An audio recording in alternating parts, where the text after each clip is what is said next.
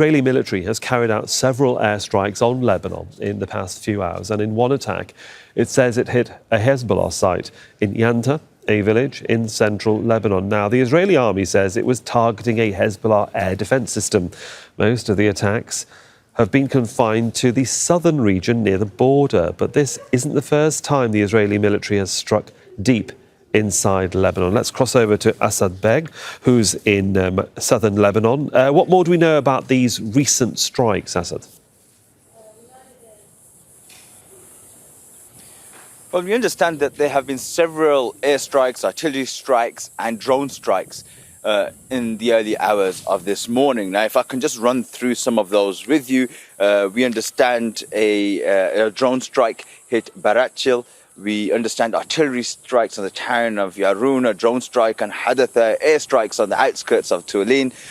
There's been 5 missile strikes in the Bekaa Valley on the town of Navi Sheet. Now, that's interesting because this is only the second time Israel have targeted that town. Last time was in April, where they claimed that they were targeting a facility that was manufacturing weapons. Now, these strikes are ongoing, and you just mentioned Israel claiming that they targeted a town in central Lebanon where they were targeting Hezbollah's air defenses. Now, every time Israel carries out these strikes, whether it's a drone strike or an airstrike, it's going into Lebanese airspace. It's a violation of Lebanese airspace. And Hezbollah would say that they're trying to deter Israel from doing this. But again, these tensions do continue, and there have been constant cross-border attacks. Yesterday evening, we were standing immediately after our live.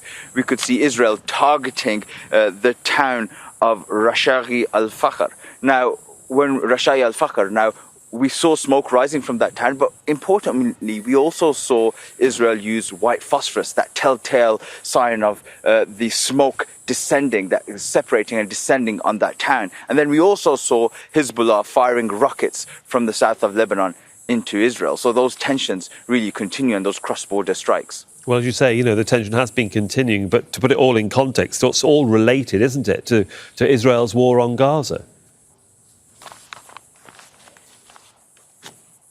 Yes, it is. Hezbollah have been very clear that this front is in support of the Palestinians in Gaza, and that there won't be a stop to the fighting here in the south. There won't be a stop to Hezbollah targeting the Israeli military as long as there isn't a ceasefire in Gaza agreed by the resistance groups there.